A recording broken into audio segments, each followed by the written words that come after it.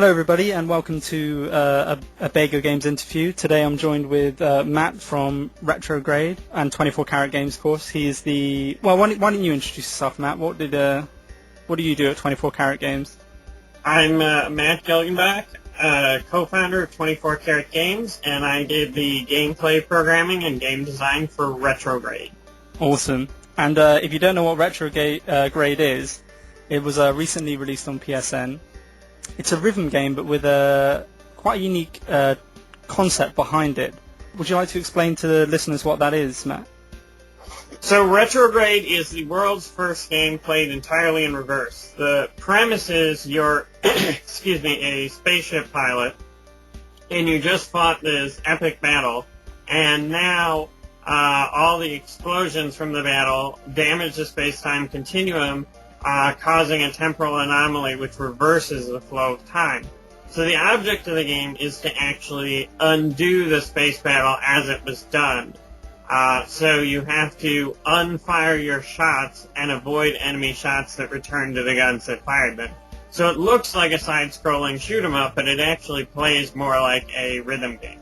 Yeah, and that was one of the things when I think it's worth noting that the opening level actually is really awesome, because the opening level of the campaign it's forwards, and you take on the final boss, don't you? Then the credits roll, and then it rewinds right back, and you start this whole journey right from the end to the start.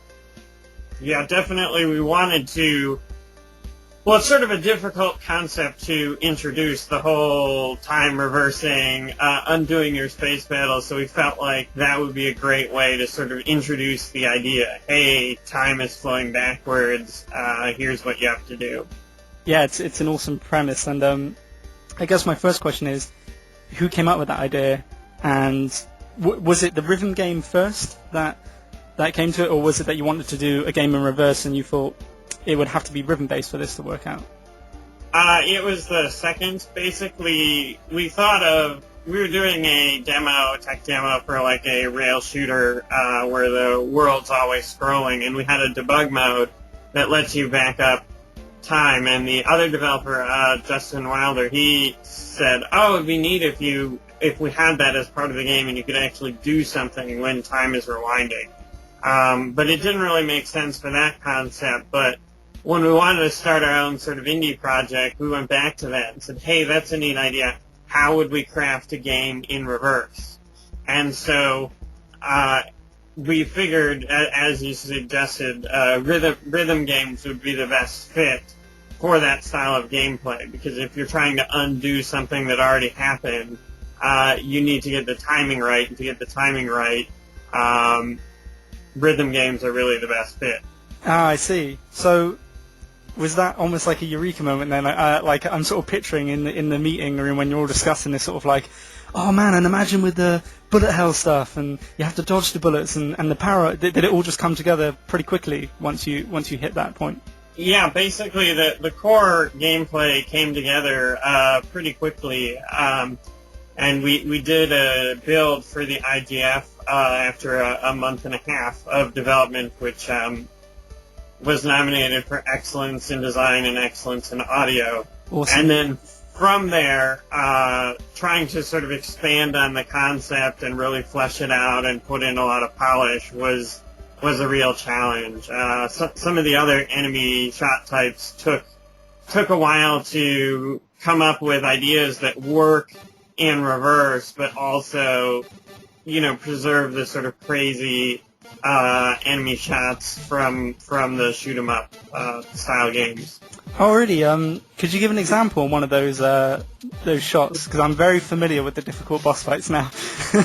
Well, the energy beam is one of the first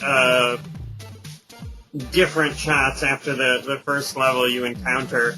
And so the idea was that the smoke cloud gives you a signal to leave the lane.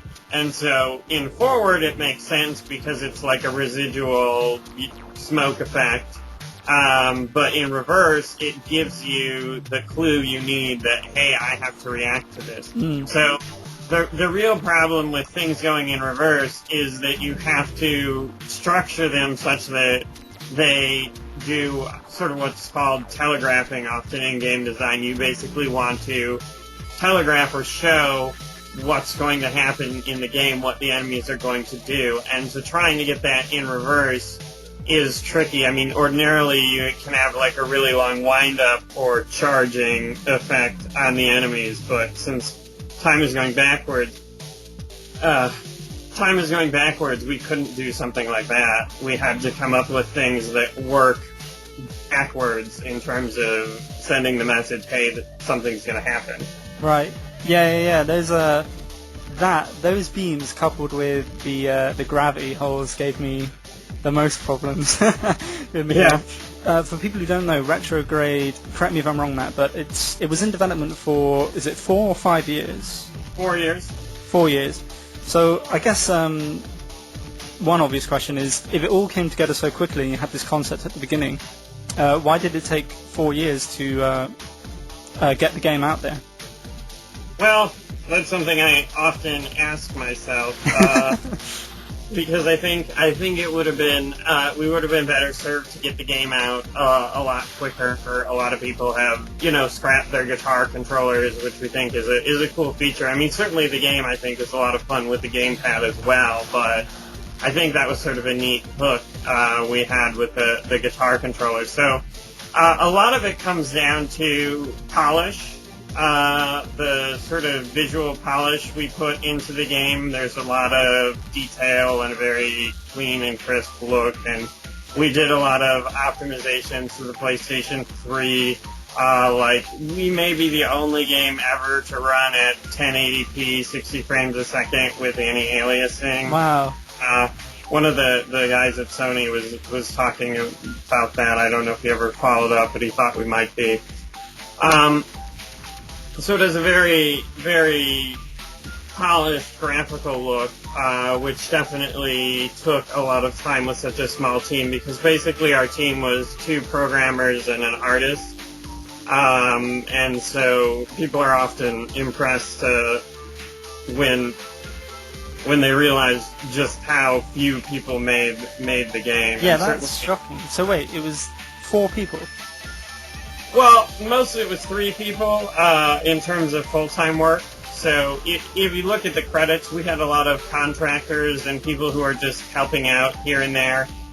Mainly the work was done by myself and Justin Wilder, who did the engine programming and the special effects and stuff.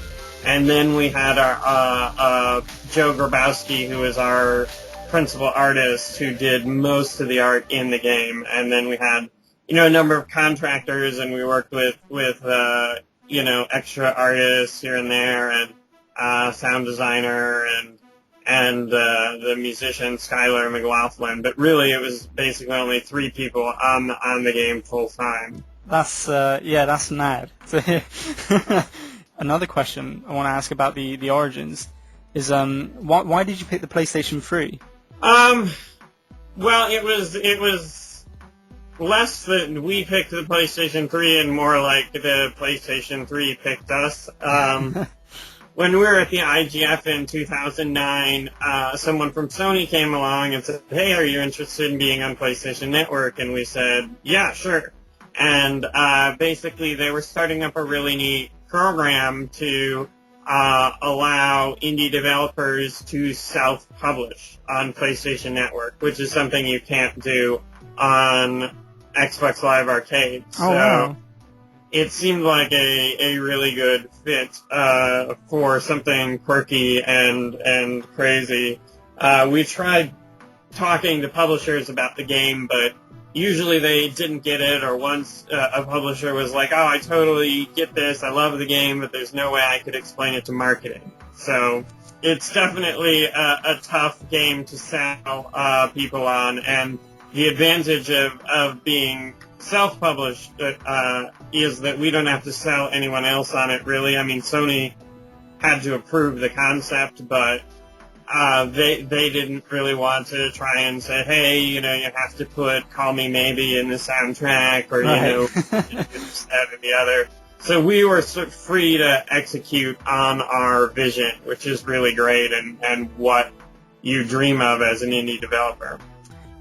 That's a good point. And I mean, this question is like quite political or something, but it doesn't mean to be. But it's not exclusive to Sony, right? The retrograde isn't an Sony exclusive. It can go anywhere, right?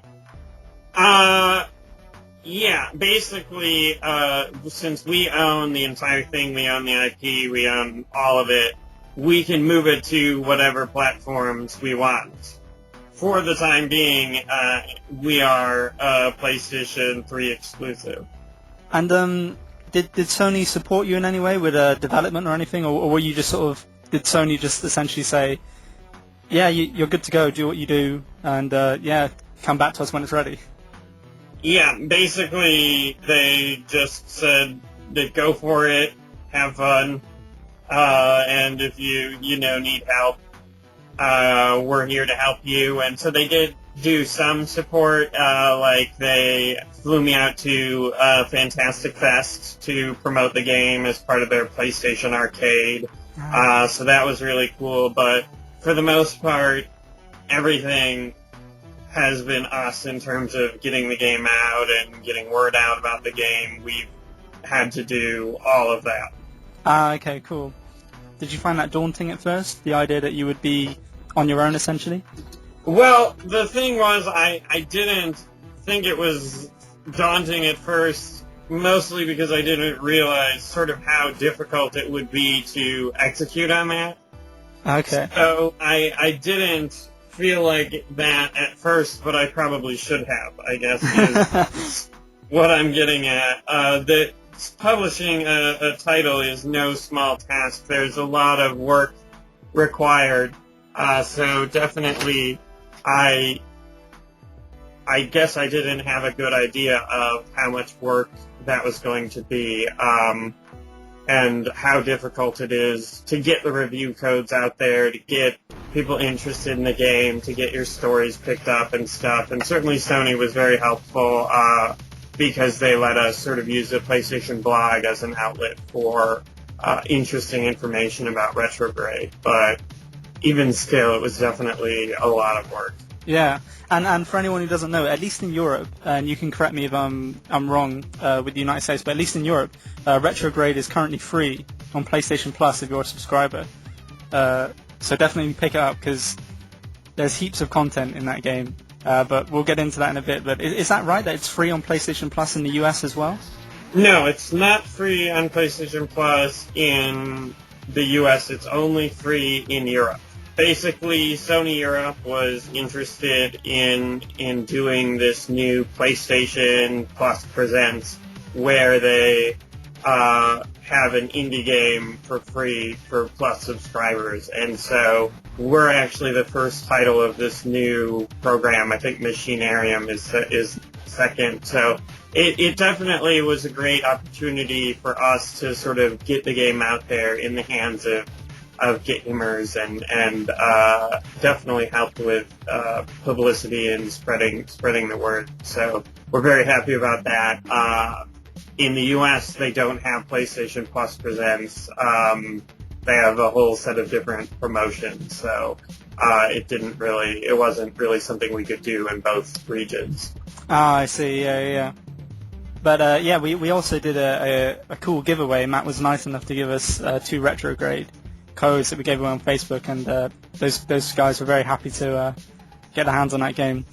And you're right when you say it's kind of a tough sell to explain exactly what's different about Retrograde, because it is different. It's not just a rhythm game. When I was trying to explain it to a friend, he said to me that he wasn't really into the rhythm genre, and I've played Guitar Hero and things like that, and but there was something really addictive about Retrograde, and I think it's because it puts my mind on so many different levels. When you're having to dodge, beware of power-ups, especially if you're using the DualShock controller. Dodging is a bit hard because you have to double tap sometimes between certain things.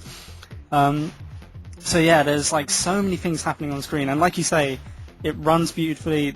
You've got, you spoke about the art and the scrolling, like in the background, and I remember I'd try and watch levels forward when it had finished, because I'd miss a lot of the cool stuff happened in the background because I was focusing so much on what was happening when you're playing the game. Yeah, it's kind of funny. Most people tend to block out the background completely when they're playing, but there's so many details and little things going on there that few people really take the time to notice them all. Yeah. And one question that I want to ask, because as I was playing it, I noticed this, and I was like, how hard must it have been to design this? Because as I was playing it, there would be some sections where my mind would go on autopilot, and I was just like, what the hell? Like, last night I finished Extreme Mode, and I was on the last level, and my girlfriend was in the room with me. And when I had finished, I turned to her, I was like, I don't know how I did that.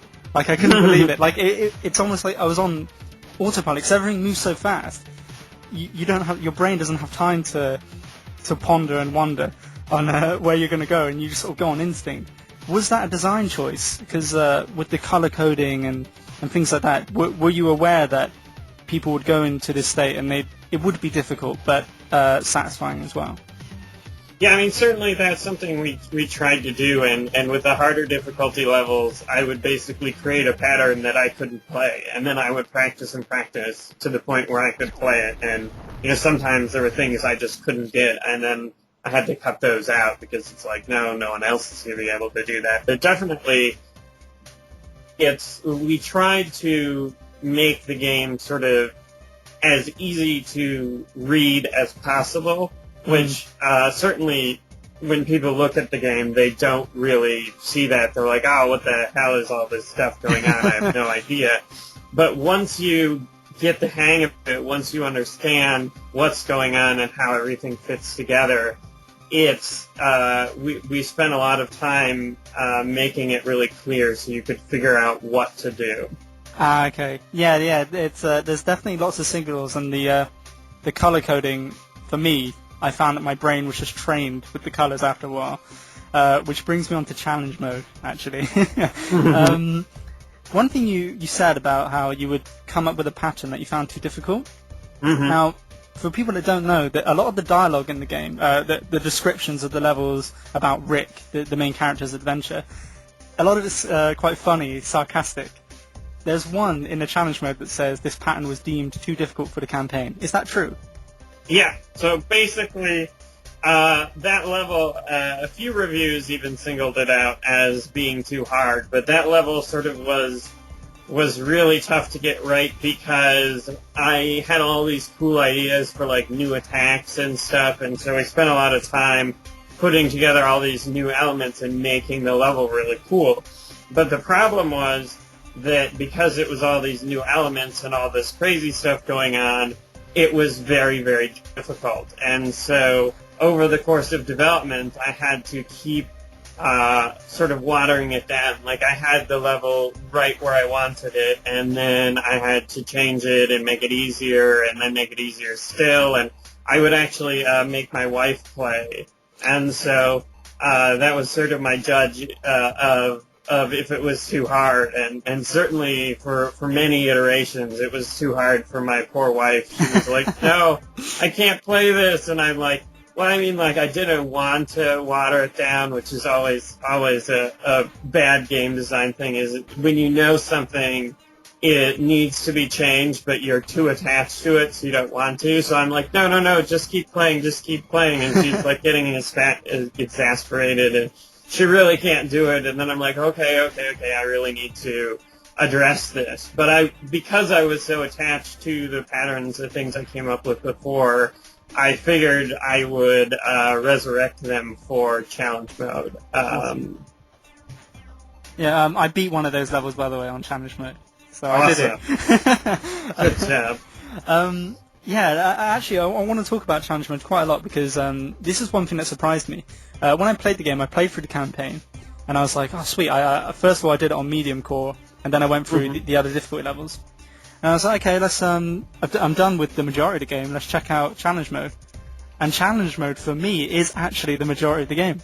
Because I'm not sure on the exact number, but how many challenges are there? 130. 130. And the reason why it's so addictive, a lot of people might think that Retrograde is just a rhythm game, and on the surface it is heavily rhythm-based, but there's a lot of unlockable content as well. Mm-hmm. And challenge mode offers new ships, new artwork, music, cheats. Was that an idea from the beginning that challenge mode would be so robust, or did you just kind of add and add and add until it was this huge thing? No, we had the idea of a challenge mode, but it was not really that big or impressive until the end of development. It sort of came together at the end, and we kind of realized, like, hey, this is really the meat of the game. But at that point, it was kind of too late to change how the game worked, because, I mean, like, if I had to do it all over again, I might make the campaign mode actually challenge mode, and then have the campaign stuff basically as score attack type thing.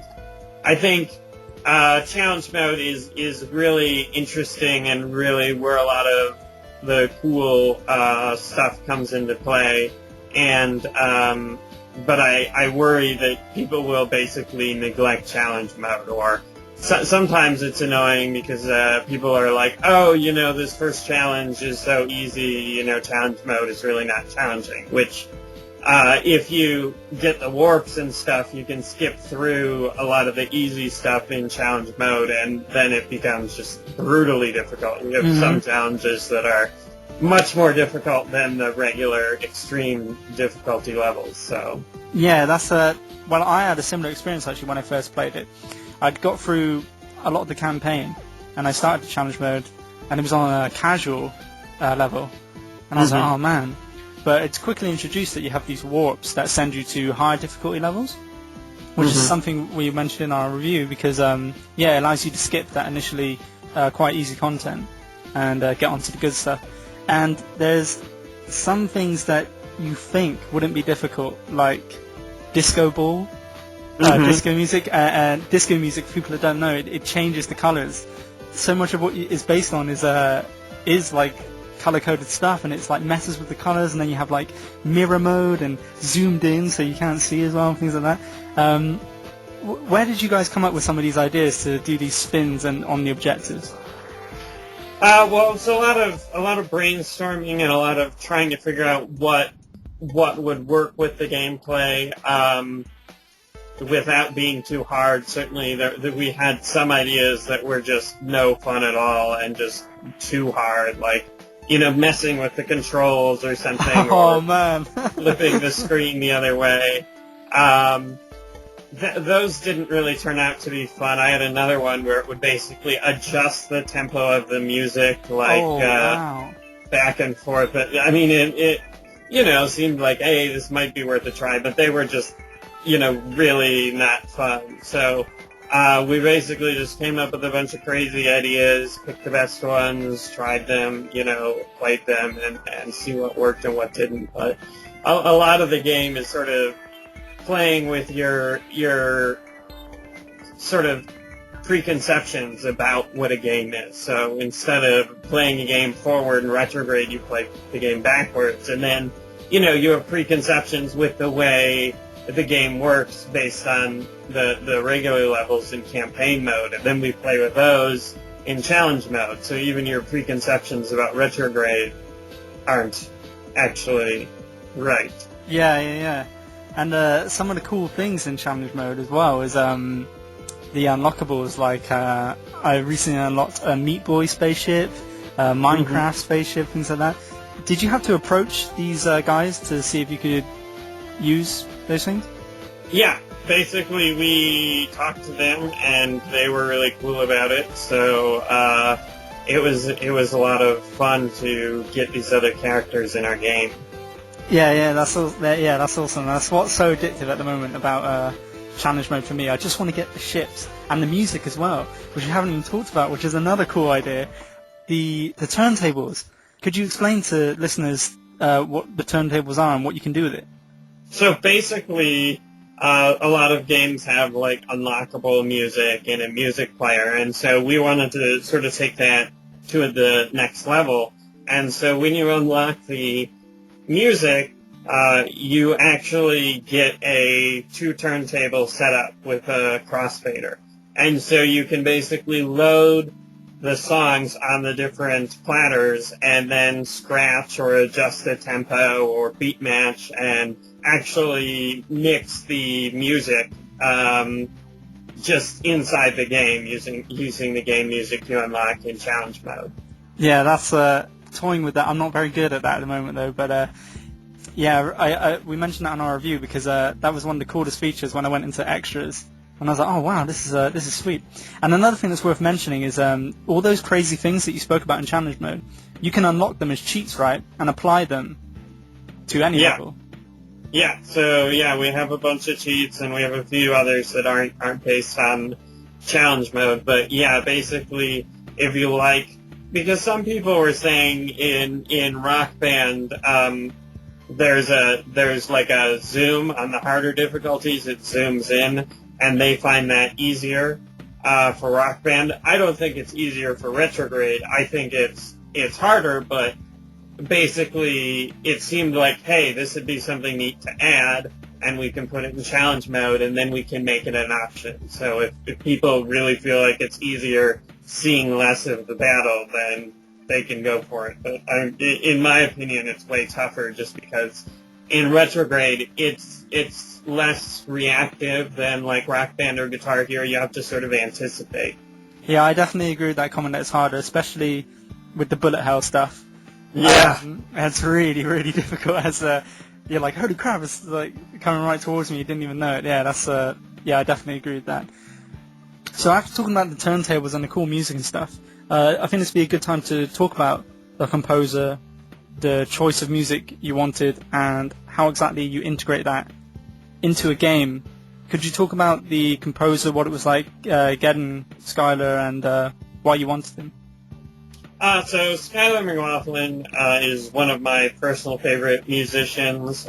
He released a number of electronic CDs as Nautilus some years back. And so we struck up a correspondence, I don't know, many years ago, and he mentioned he was interested in doing music for video games. And so I sort of made a mental note. And then when we decided, hey, we're going to make a rhythm game, we really need great music, I felt like Skylar would be the perfect fit for that. Because basically we need some music that really can stand on its own. And it's very difficult to find that. And as well, we need a musician who's willing to work with gameplay constraints, because that's a lot of times you get composers that are not really interested in games or whatever, and that they don't really care about making concessions for the gameplay. So working with Skylar was really great, because we would say, hey, in order to get the difficulty curve we need rhythms like this, or this is sort of the tempo we're looking at. And so he was very receptive to our requests to sort of structure the music around the gameplay goals we had. It's interesting you say that, actually, because it's quite seamless in terms of the melody and stuff, because the music, at least when I play, I don't know about other people, but it really aids you in completing the levels, you know, tapping your foot, listening to the melody. Eventually, once you've got the melody caught in your head, it's quite easy. So how many concessions did you have to make then? So basically, we did sort of an iterative process. So he would do some, put together some ideas, and then we'd go back and forth, and I'd say, well, you know, this sort of works with what we're looking at, or this maybe needs a little work. And then we actually went through and did music for the entire game and gameplay for the entire game. And then at that point, we basically went through and revisited every single level and improved the gameplay and improved the music as well, just because at that point we had a game, you could play it, and so we could see, you know, where the gameplay was lacking and maybe needed something else, and we could see, you know, where the music was lacking and could use a little work. So did you have a kind of a backup plan if Skylar wasn't going to come through? Did you have any ideas for other types of music you were going to introduce for the game? Not really, because we got him on board early on, when we were still in the prototyping phase. He was interested, and we actually, our original IGF demo used some tunes from some of his CDs, and then we wanted to create a sort of retro-sounding, but also still modern music. So we wanted sort of a chiptune infused, but not, the straight 8-bit beeps and squats, just because we figured, like, on a 7.1 surround system, that might get a little grating. So he was really able to rise to the challenge and put together really great stuff. So we were very fortunate to work with him. As far as backup plans, I don't know what we would have done. To be honest, it would have been tough to find someone of his caliber to work with us. Do you think his input had a big impact on the gameplay? Because when one thing that differentiates this game from other rhythm games that I've played is that if there's, say, obviously not Rock Band where you have different parts, but in some particular songs, I believe it's like Reverse Rhapsody, which is one of the levels in the game. There'll be like a breakdown where it's just drums, and in a lot of other rhythm games, you're just waiting. You're just there waiting for the moment to play again. But in Retrograde, it's like, now's the time to dodge, and and you have to start. The breakdown actually is another expansion on the gameplay where you're dodging rather than hitting notes like you would in an ordinary rhythm game. So did his music have an impact on level design, or were you there from the start? You had a vision in your head? No, it definitely had a huge impact on the level design, because basically we would get the tune and then we would craft the gameplay around that. So if there were a breakdown, then we'd have to figure out something to do interesting for that breakdown, and so we figured those would be like dodging sections, and so we fill those up with dodging. Yeah, that was awesome when I was playing that, because I do find that in some other rhythm games where you're just sort of waiting for something to happen. When I was reviewing the game and I've been talking with friends about it, they would say things like, the rhythm genre, like, that's still going, type things like that. And I didn't even know I was a rhythm fan until I played Retrograde, really. Because Retrograde really has that sort of one more level type thing, where you're busy doing something that's like, one more level. So do you think the rhythm genre is going? Well, I think the rhythm genre is sort of here to stay. It's just manifests itself in different forms. I mean, if you look at it in the big picture, it didn't start and end with, Guitar Hero or Rock Band. You go back to, like, Parappa or, DDR, or my personal favorite is Samba de Amigo with the maracas. Not the Dreamcast one, not the Wii one. The Wii one's really terrible. But it's really a lot of different ways, and I think to some extent the current dance game craze is an extension of the rhythm game, or the music game. So I think it's constantly changing, and I think one of the problems with Guitar Hero and Rock Band is they really didn't take it to the next level. They really didn't say, okay, we've got gameplay you like, now we're going to do something, new and fresh and cool and build off that. Definitely. So I feel like it's just song, and not like, here's something cool or new, a direction we could take it in. And so that's one of the things with Retrograde, is we wanted to create something new. We wanted to take the rhythm game genre in a new direction. Yeah, and that's definitely achieved that, at least when I was playing. Because like I said, I didn't even realize I was a rhythm genre fan until I was playing that game, and you just get lost in it. But you were talking about sort of innovating and adding things new.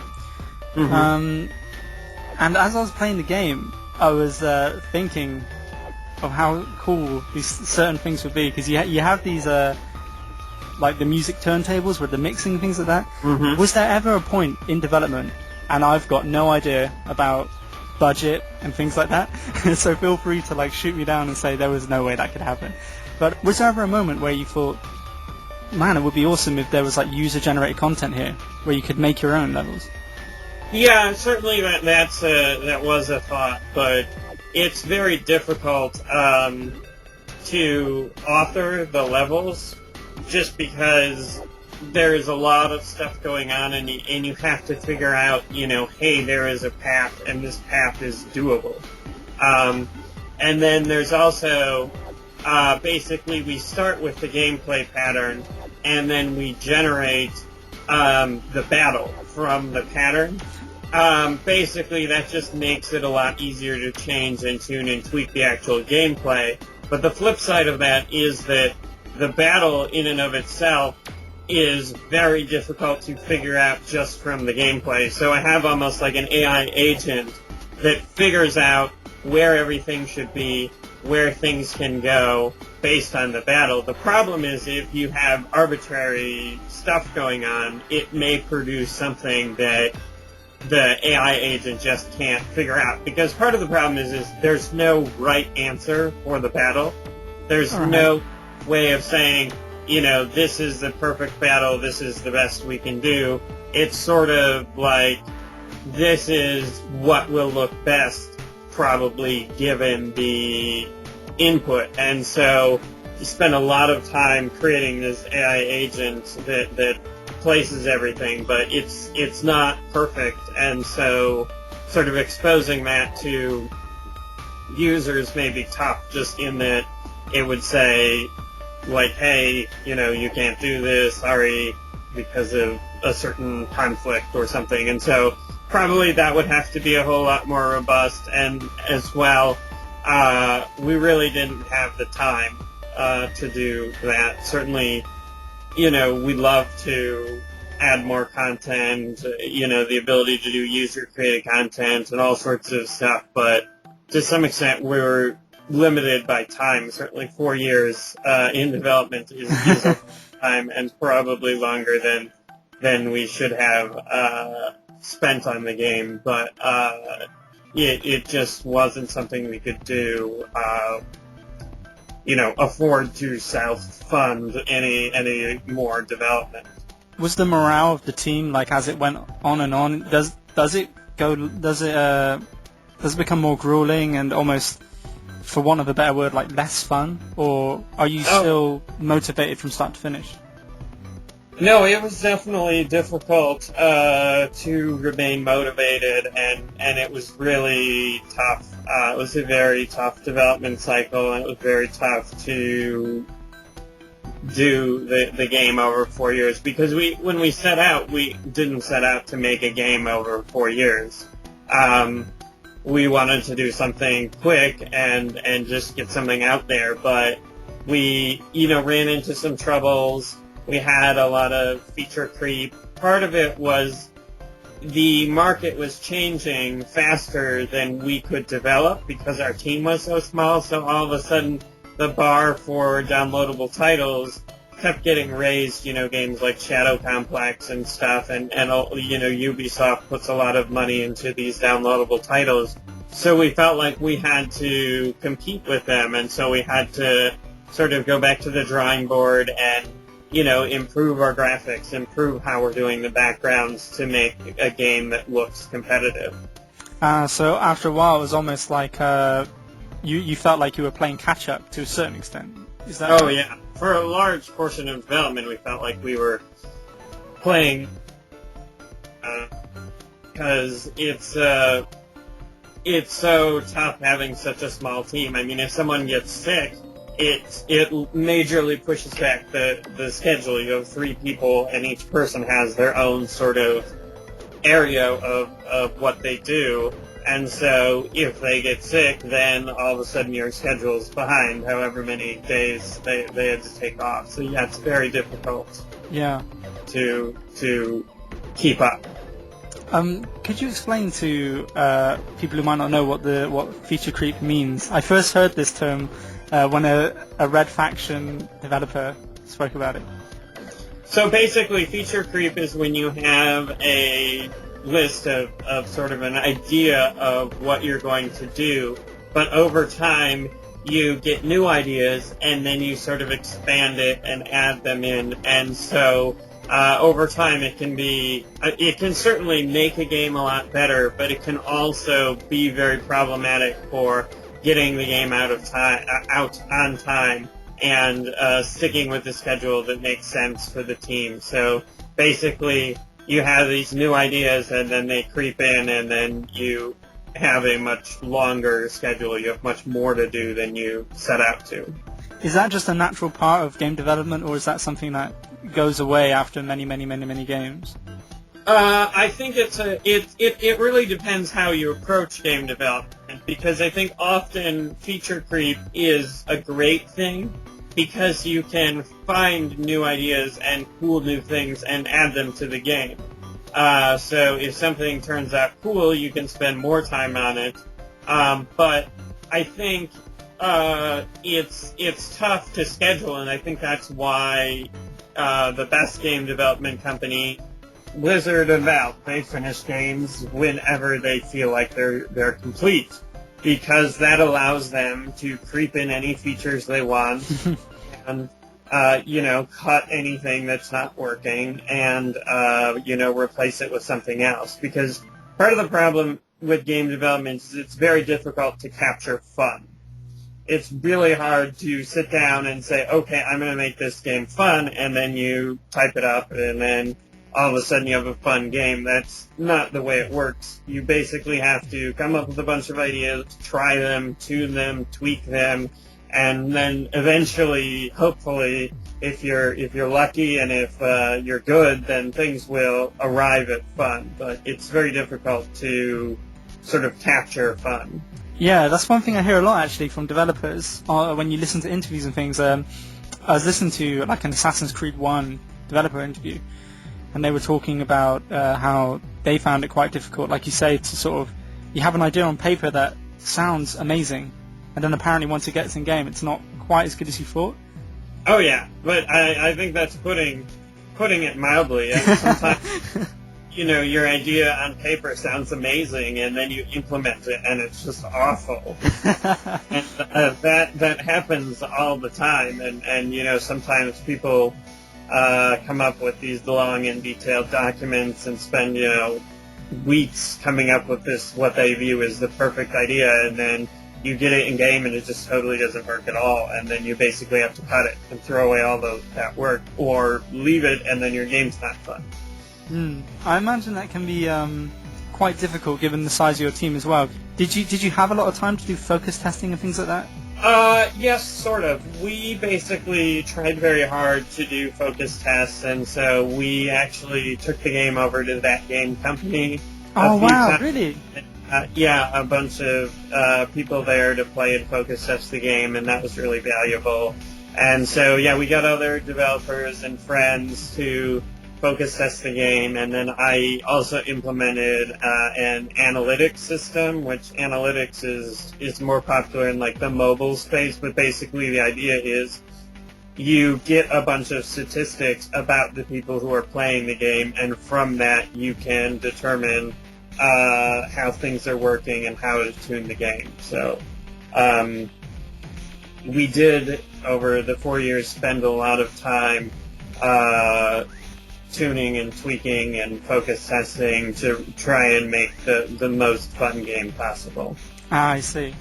And now the game's out, and it's been out for a bit now. Not as long as that makes it sound, but it has been out. What's the atmosphere now like from the team now that it's finally out? Now you're getting the feedback, the reviews. How does it feel? It's definitely a relief, a huge weight off of our shoulders. We've gotten a lot of positive press, and people seem to really to really enjoy the game, which is really great and validating for the development of the, to sort of justify all this time and effort we put into the game. Yeah. And now it is out. I do kind of want to touch on what's next for the future. And I know you can't announce anything or anything like that. But when I was playing Retrograde, one thing that kept ringing true to me, and this is actually true, I was on the bus, and I was like, man, I really want to play Retrograde. Felt like Retrograde would be a perfect fit for the PlayStation Vita. Have you considered a mobile platform? Have you talked to Sony about anything like that? Well, definitely we get a lot of requests for Vita, we get a lot of requests for downloadable content, we get a lot of requests for Steam. So it's all things that we're taking into account. But the problem is that we're such a small team, and doing a version for another system or doing downloadable content takes us a lot of time, and so we really have to sort of choose our next steps intelligently in terms of what we can do to sort of to make back our investment in Retrograde. Because, we spent so much money on Retrograde, and now we need to start making that money back, and so our PlayStation 3 sales unfortunately have not been super great. We're able to pick and choose the projects that we want and do whatever we dream of. So we have to, think about what makes sense. And unfortunately, because we spent so much time optimizing for the PlayStation 3, it's difficult to bring to other platforms just because we really created something that's pushing the PlayStation 3 to its limits, and so moving that to like Vita would require a lot of work to recreate that level of technology, especially because I don't think that the Vita is quite the quite as powerful of a machine as the PlayStation 3. Oh right, yeah, definitely, yeah. But man, it's just I wish I had that on the go. It's like it's like the perfect. It's got that pick up and play nature to it, Retrograde. Yeah, definitely. We wanted to create something that was pick up and play, and something that you could, hey, I have some time. Let me just get a game of Retrograde or two in. So yeah, definitely, it seems like a good fit for a portable platform. I can't say we'll do it, but it's something we're considering. And you say that you optimized a lot of it for the PlayStation 3 initially, because that's where development started. Now that hurdle's overcome, if you were going to start a new project, whether it's a Retrograde 2 or something entirely different, would development time be a lot quicker now that you've got that down? Do you have an engine that you'll be using in projects, or will it be a rebuild, depending on well, we have an engine, but a lot of the technology we built is only good for Retrograde or certain things like Retrograde. So it will definitely speed up development, but there's always, new things you can do, and then also the bar keeps getting raised in terms of, consumer expectations. So it's very difficult, being a small team to deliver a outstanding project. Yeah, I mean, it'll definitely make things easier, but I don't think it'll be like, hey, we're cranking out a new game in a couple months or a year or whatever. Right. I'm aware that we have to wrap up soon, so I'm just going to ask one last question, and that's about you as a developer. And like I say, I know nothing can be announced here, but just from one gamer to another, what ideas do you have for other IPs? I mean, are you sort of you love that rhythm genre so much, or would you move into other genres like third-person shooters or anything? I wouldn't mind doing other genres, just because I've done the rhythm game thing for 4 years, and I like a variety of different games, and I like to work on a variety of different game types. So definitely I'm interested in doing games that are outside the rhythm genre, just because it's more interesting as a developer to explore different ideas. What are some of your favorite games? Well, my very favorite game is Panzer Dragoon Saga Oh, for really? the Sega Saturn, yes, which Ah. is a very difficult game to get a hold of just because there's so few copies in the U.S. Or, well, I don't know how it was in Europe, but probably not very many. Mm-hmm. But basically, like, Panzer Dragoon Saga is an role-playing game in the Panzer Dragoon world, but it has sort of a unique and fresh and fun take on combat. But also, the thing that's so amazing to me about Panzer Dragoon that I love so much is it really feels like another world. Like, when you play a Panzer Dragoon game, you're in another world, and it's so fleshed out. They even made up their own language. So, Right, basically, it's really different. It's really feels so amazing that you're transported to this other world, and I think, no other RPG, I mean, even though the Saturn's graphics are total garbage, I don't think any game has ever been able to capture that sense of role-playing in a completely different place, at least for me. And I think that the world is really interesting and cool, and so that's my very favorite game. I love Samba de Amigo as well for Dreamcast. I'm a big fan of the Gears of War games.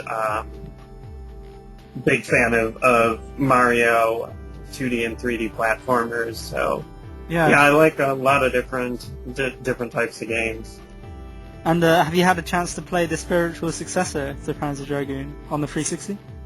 I don't think it's out in the U.S.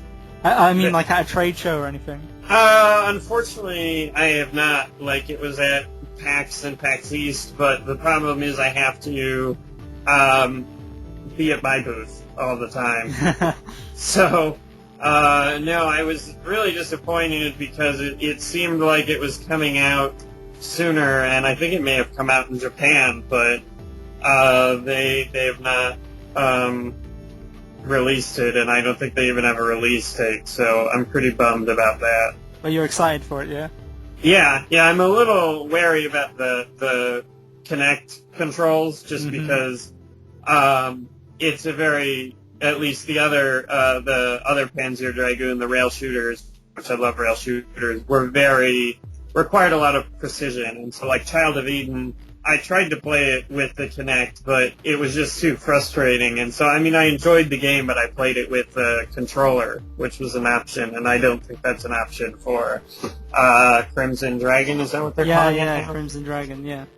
So, a little worried, but, I mean, it's the same guy who did all the Panzer Dragoon games, so I'm not too worried. I'm sure I'll love it, regardless.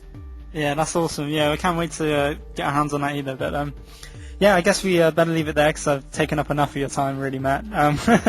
But thank you so much for joining us. Well, thank you for having me. No problem. Retrograde I still got to unlock stuff. One last question though: are you going to make good on your promise to release the armored rocket ship after 10 billion sales? Yes, I will.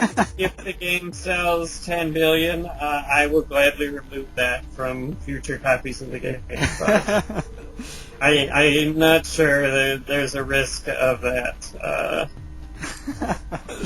Okay, cool. Well, thanks a lot, Matt. Thank you. Thank you so much, everybody, for listening to this BagoGames interview. I'd like to thank Matt once again for setting aside his time to join us today. Don't forget to like us on Facebook, follow us on Twitter, and subscribe to us on YouTube for more gaming news, previews and reviews, and editorials and all kinds of stuff.